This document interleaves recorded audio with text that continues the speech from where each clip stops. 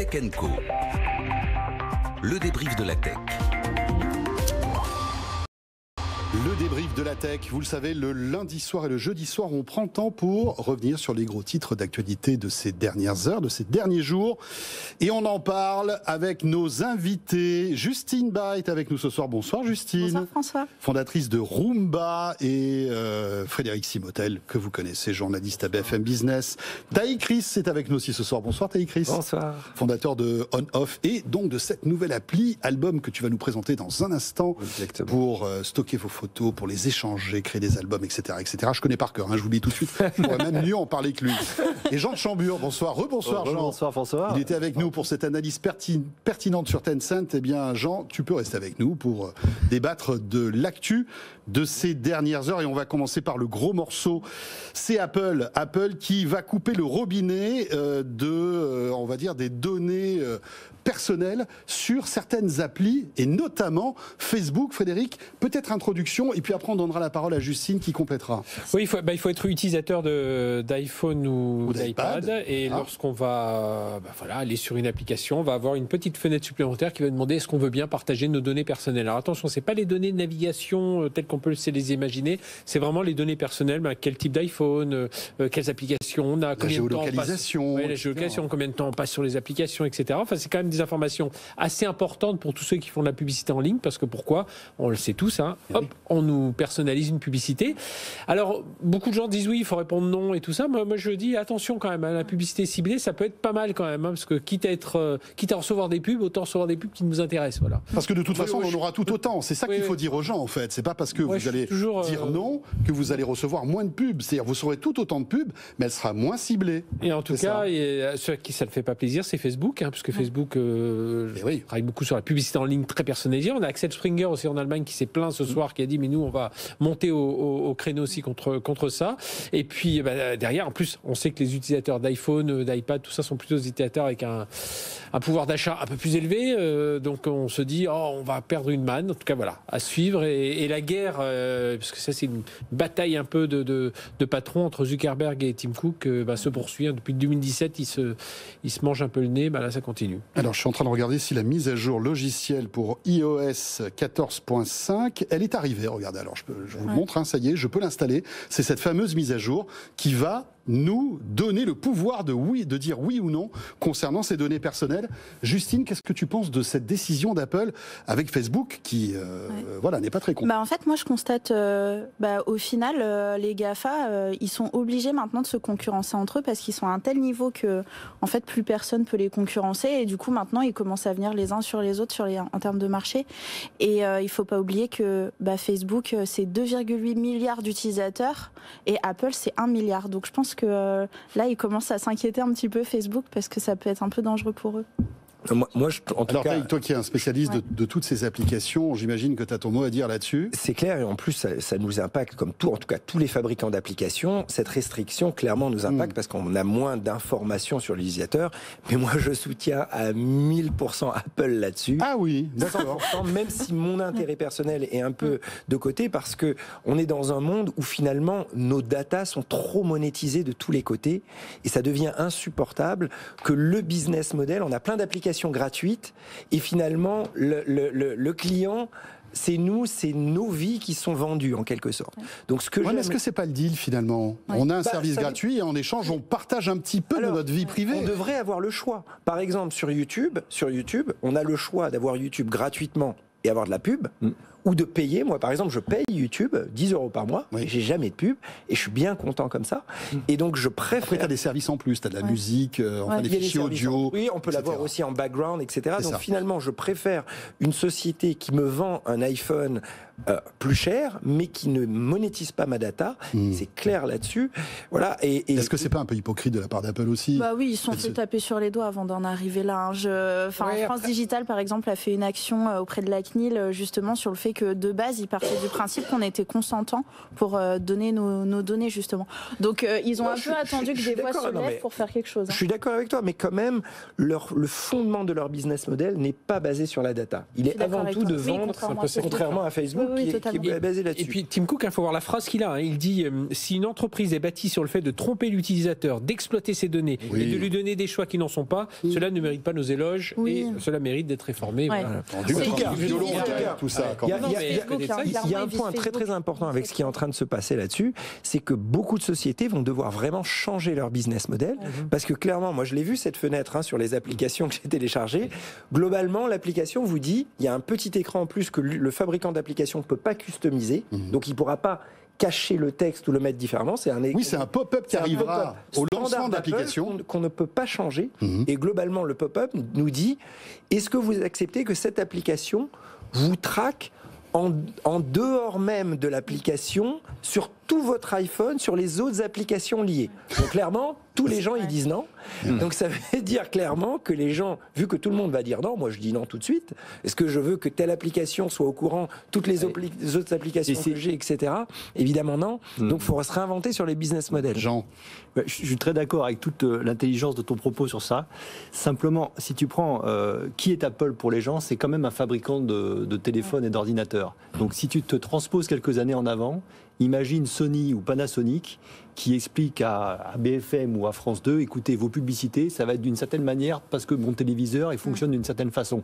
Si on prend un petit peu de recul dans ce combat qui est quand même effectivement un combat de géants, il y a quelque chose que je trouve un tout petit peu excessif, même si et je suis aussi d'accord sur tout ce que tu as dit sur la donnée, sur cette nécessité de mieux la gérer, etc. Mais fondamentalement, est-ce que c'était à Apple de le faire ou est-ce que c'était pas plutôt à est-ce que c'est franchisitaire, est-ce que c'est un État je pense que ça venait plutôt de cette source-là. On aurait dû avoir un État, on aurait dû avoir une instance.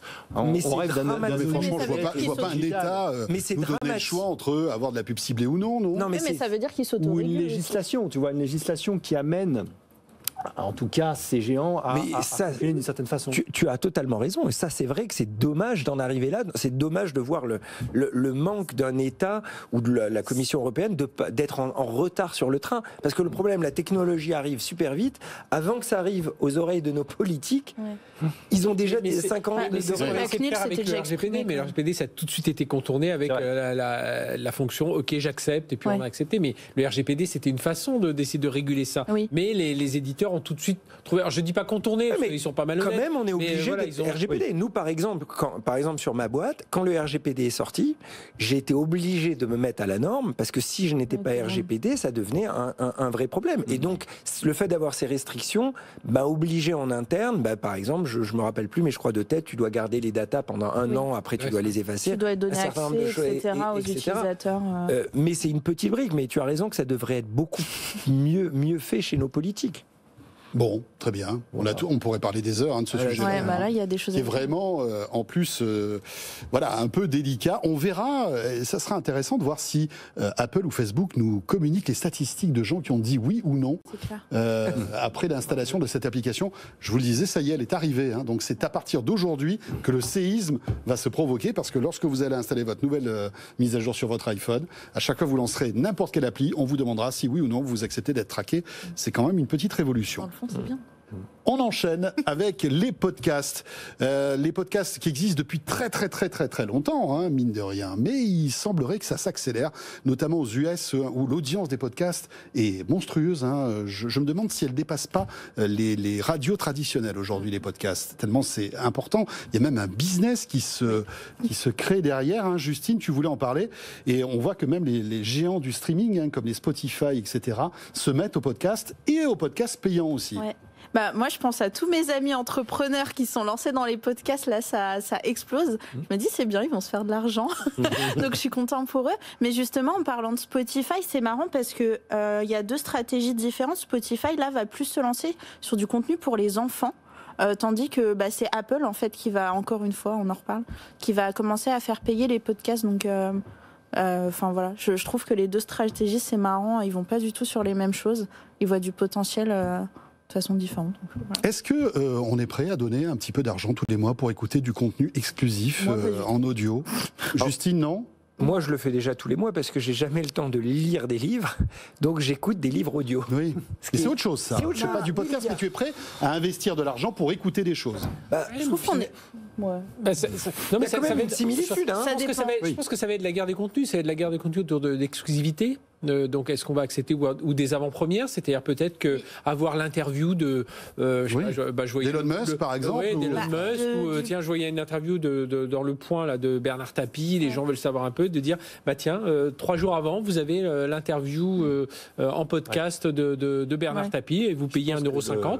Tiens, pourquoi pas. Voilà, ça va être surtout Ouais, sur la c'est partie 4 des contenus. €. Apple disait 4 €. Je ne sais pas. pour ça. Sur l'exclusivité, j'en suis pas tout à fait convaincu parce qu'il y a une telle photocopie des contenus sur Internet que même si tu dis j'ai l'exclusivité, tu risques d'avoir un concurrent qui va copier peut-être le titre, le chapeau, va le remettre sur un autre Et site. puis le C'est piratage, extrêmement surtout. difficile, là, aujourd'hui. Piratage. Il y a le Bah, piratage. Le piratage. En revanche, et là, moi, je serais prêt en tout cas à payer si c'est un contenu de savoir. Oui, Voilà. c'est ça. C'est-à-dire Oui, un c'est ça, contenu exactement. où, au-delà de la news qui arrive un petit peu plus vite, on apprend véritablement quelque chose sur, quel que soit le sujet. Hein.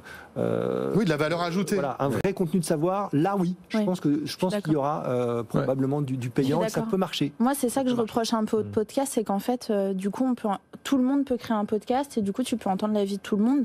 Et moi, je ne serais pas forcément prête à payer là-dessus. Par contre, en effet, du contenu de qualité, de savoir, comme vous disiez, ouais. Ouais. Mais du coup, je me demande si ça va pas donner la voix à Clubhouse parce que du coup, il y a une room, par exemple, avec le J'allais CEO rebondir de là-dessus. Alan qui a cartonné. Tout le monde voulait en parler avec lui, etc. Donc peut-être que les gens iront plus sur Clubhouse du coup. Après, Clubhouse, c'est pas tout à fait du podcast. Enfin, c'est un réseau social vocal qu'on peut transformer en. Ça va peut-être être détourné du coup. Alors oui, Ouais. et c'est déjà détourné. Hein. Il y a Et là, il y aura certaines les conversations publicités. Clubhouse qui Peut-être sont partie de leur enregistrées. business model, hein. Ouais. C'est vrai. Hein. Ouais. Peut-être un jour tu auras certaines rooms qui seront. Moi, je pense que c'est ça. Tu as quelqu'un qui raconte formidablement bien des histoires. Tu vas avoir envie qu'il te raconte. Voilà, on va acheter. Ouais. Un peu comme les livres. Hein, on va acheter l'historien qui raconte des périodes de l'histoire de France, de l'histoire du monde, de je ne sais quoi, ou des physiciens. Enfin, qui racontent pour les gens passionnés. Je pense que là, il y a un créneau. Faut pas oublier aussi. Tu parlais, Justine, de Spotify, Apple. Apple continue à prendre les petits 30%. Hein, Spotify. Ouais. Ah Voilà. bah oui. Spotify reverse Bien sûr. 100%. Et là, tu peux pas avoir un pop-up qui te dit je refuse de donner 30% à Apple, hein, comme pour le tracking des données. Ça, c'est pas possible, ça marche pas. Hein. Mais Après, bon, c'est vrai que c'est bien quand même. oui, bien sûr. De quoi Oui, c'est vrai que c'est un effort de créer du contenu et c'est vrai que c'est bien que les personnes qui créent du contenu soient justement rémunérées, mais bon. Moi, Voilà. je serais pas prête à payer. Et ben voilà, après c'est ça. Il y en a certains qui sont prêts à donner de l'argent et on le voit, hein, c'est comme pour tout. Hein. Au début, pour la musique, on n'était pas prêt à donner de l'argent et puis petit Oui, à c'est petit, vrai. le marché s'est fait. Et puis maintenant, Ouais, on c'est est vrai. heureux de donner 10 € à Spotify ou à Deezer pour C'est clair. ne Pas plus avoir avoir de de pub. problème en fait, et Et pas les- avoir de pub. Et les films, c'est pareil.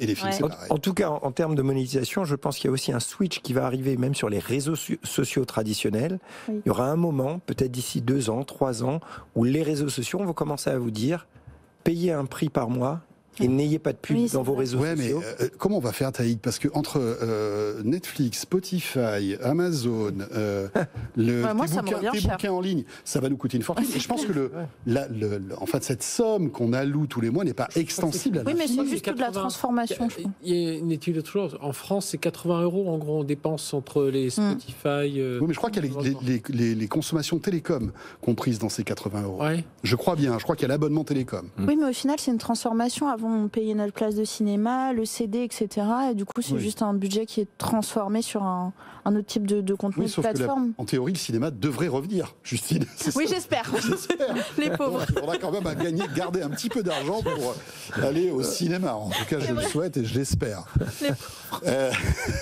On revient dans un instant avec Justine Ba, donc fondatrice de Roomba, Taïk Chris, avec l'appli Album qui est sorti il y a un mois. Tu vas nous en dire un mot dans un instant. Jean de Chambure et Frédéric Simotel. À tout de suite, c'est le débrief dans Tech & Co. BFM Business présente Tech & Co, le grand live du numérique. François Sorel. Le retour du débrief dans Tech & Co sur BFM Business avec Justine Bas, donc fondatrice de Roomba, Ty Chris, que vous pouvez retrouver sur l'appli Album. Alors vous ne le retrouverez pas personnellement, mais c'est lui qui l'a fabriqué avec ses petites mains. C'est moi qui réponds au support. Ty Chris, bonjour, vous avez un problème avec votre appli. Jean de Chambure, voilà, et puis Frédéric Simotel, journaliste à BFM Business. On parlait de cinéma il y a un instant, et Justine qui a déjà tourné la page, qui ne peut même plus investir dans une place de ciné. Mais malgré tout, c'est vrai que c'est une réalité quand on voit que Netflix a raflé 7 Oscars. Attends, mais Netflix 7 Oscars, Amazon 2 Oscars, Facebook, Disney 2 Oscars, et Facebook a même raflé, est présent dans la production d'un documentaire, très intéressant d'ailleurs. Avant de reparler de Netflix, un documentaire qui s'appelle Colette, alors qui est sur une résistante de la Seconde Guerre mondiale. C'est un court métrage. Et justement, il y a Electronic Arts, jeu vidéo, qui est aussi dans la production, parce qu'Electronic Arts derrière se prépare à vendre son jeu en réalité virtuelle sur la Seconde Guerre mondiale. Donc on voit vraiment ce lien-là. Donc il y a 35 Oscars, je crois que 30 ou 35 Oscars qui ont été remis là, et il y en a un peu moins de la moitié qui sont allés vers les plateformes, dont 7 pour Netflix. Quand on pense qu'il y a 2 ans tout le monde voulait les interdire de prix. Alors la pandémie a fait aussi que, évidemment, c'est les seuls à faire des films aujourd'hui ont été, ce sont eux, ont sorti soit en VOD, soit sur Netflix, soit sur les plateformes. Mais voilà, aujourd'hui, il faut faire avec. Ah oui, c'est la Warner du 21e siècle. Netflix, je pense que c'est tout simplement. La MGM. MGM, c'est devenu les leaders de la production de contenu. C'est sûr. Enfin, ça fait plus beaucoup de doutes. En tout cas, même quand on voit aussi les nouvelles productions que des Français comme Omar Sy ont faites aussi avec Arsène Lupin. Enfin, il y a énormément d'exemples, des documentaires d'exclusivité prises par Netflix. Est-ce qu'il faut le regretter ? Je suis pas si sûr. Il faut quand même. Il y a quand même quelque chose, je pense, que Netflix doit avoir en tête. C'est une année particulière, mais doit avoir en tête, et on en revient. Je pense que le cinéma n'a pas dit son à l'omnicanalité, ce mot un peu barbare, on peut voir plein de façons de faire. En tout cas, omnicanalité. On peut imaginer que, comme d'ailleurs Amazon l'a fait avec des librairies en vrai, qu'ils ont racheté, etc. On peut imaginer que Netflix, à un moment donné, rachète un réseau de salles de cinéma. C'est pas du tout impossible. Ils ont racheté un cinéma. C'est à New York ou à Boston. Voilà. Et justement pour gruger les sorties, parce qu'en sortant un film dans une salle de cinéma, Netflix arrive, je crois, à réduire la fenêtre avant que le film soit disponible sur Netflix. Donc ils se sont dit, c'est simple, on va acheter une salle de cinéma en fait. C'est un truc de dingue. Donc leur film est projeté. Et donc, ils peuvent bénéficier en fait d'un privilège pour sortir le film plus vite sur leur plateforme. Un truc qui serait impensable en France. Bien sûr. Je veux dire, j'allais dire toutes les salles de cinéma fermeraient, mais bon, c'est déjà un peu le cas. Justine, un mot là-dessus ? Non, mais moi je trouve que c'est super que les deux mondes arrêtent de se... ils sont plus en concurrence, et en fait, moi je trouve que ça devient complémentaire, donc c'est top. Enfin, en tout cas, moi, je suis contente parce que pour moi, c'est les deux. Je suis consommatrice de cinéma et de Netflix. Donc, je comprends pas pourquoi les deux étaient tout le temps en concurrence, Hollywood et Netflix. Donc, moi, je suis contente. Après, c'est vrai qu'en France, on a un statut particulier avec le CNC qui. Ils investissent dans la culture. Alors ça, on le dit pas assez. Mais c'est formidable de savoir qu'une production avec Amazon, une production avec Netflix, il y a une partie qui est, je crois, de l'ordre de 5 à 15%, je crois que c'est plutôt 5% pour le digital, qui est reversée pour la création audiovisuelle en France. C'est une obligation. C'est formidable quand même. C'est une manne financière pour de la créativité. Non, puis c'est ce qui a sauvé aussi quand même pas mal d'acteurs, de métiers du cinéma là, pendant la pandémie. Alors, on va pas avoir des pandémies tous les ans, mais enfin, s'il n'y avait pas eu Netflix pour tourner toutes les séries, il y a pas mal de gens qui seraient restés sur le carreau, parce que des téléfilms, on tourne avec moins de moyens, etc. Là, Netflix, on le voit, toutes les séries, la moindre série, c'est des grosses productions. Donc ça fait travailler aussi toute une industrie derrière. C'est sûr que c'est le cinéma du futur. Maintenant, ce qu'il faut, c'est espérer que dans un futur proche, il y aura un contrepoids et qu'il n'y aura pas que un Netflix ou un Amazon qui deviennent trop puissants. Parce que s'ils deviennent trop puissants, il va étouffer en fait toute la distribution du cinéma. Toute la distribution et écraser les autres. Donc après, il faut arriver à faire un contrôle. Après, dans la diversité, ils deviennent, tu vois, le risque du cinéma, là, vers où on allait, c'est d'avoir de plus en plus des gros blockbusters américains ou des grosses productions, même européennes, hein, et avoir de moins en moins de films indépendants. Là, Netflix, au moins, il joue la diversité. Bien sûr, mais pour l'instant, on est d'accord, mais pour l'instant, parce qu'ils veulent prendre aussi les parts de marché, si demain, ils sont trop leaders et trop incontournables, face aux producteurs, ils vont commencer à négocier des prix, etc. Si vous êtes le chef de la distribution et qu'il n'y a que votre canot, vous négociez les prix comme ça vous arrange. Et donc, c'est pour ça, c'est toujours bien dans toutes les industries d'avoir un contrepoids pour arriver quand même que tout le monde arrive à vivre. Voilà, et puis rappelons qu'en plus Netflix en profite en ce moment pour faire son marché, parce que comme les salles de cinéma sont fermées, eh bien Netflix rachète des films, comme Amazon d'ailleurs, hein, et on le voit, et la dernière acquisition qui était très attendue, c'est le dernier film avec Benoît Poelvoort, je ne sais pas si vous en avez entendu parler, mais ça a l'air très très drôle, ça s'appelle Comment je suis devenu super-héros, qui devait sortir en fait, je crois déjà l'année dernière, qui évidemment n'a pas pu sortir parce que les salles étaient fermées. La production a essayé de tenir jusqu'au dernier moment, mais finalement au bout d'un moment, on est obligé de sortir un film. Et là, Netflix a proposé une somme d'argent et le film sera disponible à partir du 12 juillet directement sur la plateforme de Netflix. Et je pense que la production est contente malgré tout de pouvoir avoir... Regarde le ridicule du James Bond, hein, qu'ils ont retardé, à tel point que là, cet hiver, les sponsors ont dit, du placement produit, de voitures, de montres, de tout ça, les sponsors ont dit, attendez, on va pas sortir un film en avril, ou je sais pas quand il va sortir, l'été 2021, avec des produits iPhone 6. Voilà, c'est ça. L'iPhone 6, voilà, les produits sortis. C'est bien, cela dit. J'aime bien, retourner des scènes. James Bond qui dit oui, attention, je vais aller sur Internet. Je ne savais pas. C'est dingue, hein. Il a été tourné en 2019, il devait sortir en 2020. Bah oui, c'est ça, c'est avec l'iPhone 6. Et il aura quasiment 2 ans de retard sur sa sortie. Mais du coup, pour eux, c'est une perte financière. Ah bah oui, donc, et tout ça parce qu'ils ont voulu retarder, ils auraient mieux fait de négocier. Mais comment ça se passe dans ces cas-là? Mais en fait, je crois que l'année dernière, Apple ou Netflix voulaient racheter ce James Bond, mais Sony en voulait 600 millions de dollars en fait. Parce que ça coûte 200 millions. Ils ont déjà dépensé des centaines de millions en marketing, et donc pour gagner un petit peu d'argent, pour marger un petit peu, c'était 600 millions. Et aucune plateforme n'a voulu en fait allonger 600 millions pour se payer le dernier James Bond. Donc il sortira. Il a intérêt d'être bien. Hein. Il sort. Il a intérêt à être bien celui-là. Et on a intérêt à le voir au cinéma quand même. Tiens, puisqu'on parle de cinéma, il y en a un qui va bientôt le faire, son cinéma, c'est Elon Musk, hein, qui va présenter Saturday Night Live. On en parlait tout à l'heure avec Sabrina Cagliozzi. Alors l'actualité en plus autour d'Elon Musk, elle est très très riche, hein, puisque voilà, il déclare plein de choses. Bientôt la Lune avec la NASA, ça c'est quelque chose de concret. Il a dit 2026 pour Mars. Bon, personne n'y croit, hein, mais voilà. Et il a dit un truc étonnant. Il a dit bon, Mars, ça va pas être compliqué, ça va pas être facile quand même. Hein. D'ailleurs, bon, il y aura sans doute quelques morts. Bon, ça c'est un peu bizarre. Hein. Je sais pas si vous avez suivi ça. Oui. Hein. Il y a des gens qui vont mourir. Quand tu regardes, si on fait... Cela dit, bon, il est plutôt lucide parce que je pense qu'effectivement il y aura quelques pertes. À la NASA, ils trouvent plus, ils pensent plus à 2039, voire à plus loin. Ouais, donc on est loin de 2026 quand même. On sait que, moi j'avais interviewé Gareth Reisman qui était CEO chez SpaceX, j'avais interviewé il y a fin de l'année dernière, et je lui avais dit, j'ai 50 ans, je lui ai dit, est-ce que de mon vivant je verrai un homme sur Mars? Il m'a dit, il faudra que vous viviez vieux quand même. Hein, donc voilà. Et c'est vrai que tu vas vivre vieux. Voilà, je suis tranquille. Voilà, mais c'est vrai que quand tu regardes tout ça, on nous a parlé de propulsion, il faut une propulsion d'une technologie qui n'existe pas encore. La radiation, j'en parle même pas, parce que la radiation, non seulement la combinaison à l'intérieur, on a plus de chances d'attraper les cancers, le coût, l'alimentation électrique aussi, il faut savoir que un petit générateur, on va pas pouvoir déployer des panneaux solaires, il n'y a pas assez de lumière sur Mars, donc on ne pourra pas vivre que de ça, il faudra un générateur électrique, ça pèse 1,5 tonne pour 10 kW, si c'est 4 personnes, il faut 40 kW, donc ça fait des tonnes, et puis derrière, il faut produire de l'oxygène, enfin voilà, c'est les problèmes sont assez, les risques. En 1 minute, qui veut intervenir? Non, il a aussi dit qu'on mangerait pas bien. Oui, c'est vrai. Il a dit que les personnes qui iront sur Mars ne mangeront pas bien, ce qui pour moi est éliminatoire. Donc j'irai pas. Même si je voulais, je n'irai pas. Voilà. Jean, puisqu'on parle de produits culturels, je passe trop ce terme, mais lisez un livre qui est génial, qui s'appelle Curiosity, écrit par une écrivain qui s'appelle Sophie Divry.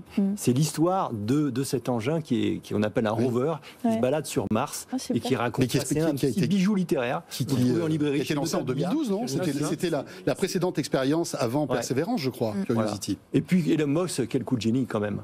Vous voyez, moi, Thomas Pesquet, il arrive sur place, il prend une Tesla. Oui, c'est vrai. Vous voyez, mais ça, c'est que des coups Mais comme c'est ça. dingue. C'est que des coups comme ça. Oui. Thomas Pesquet On n'a jamais fait ça avant avec Ariane. On aurait dû faire arriver les cosmonautes, je sais pas moi, en Renault, en Citroën. C'est que des coups comme ça, quoi. Ouais. C'est incroyable. C'est génial. Mais il y a autre chose aussi où les gens parlent beaucoup le grand souci, c'est aussi la capacité d'organisation de la NASA pour amener tout ça vers l'Institut. Il faut ça va demander des ressources assez considérables.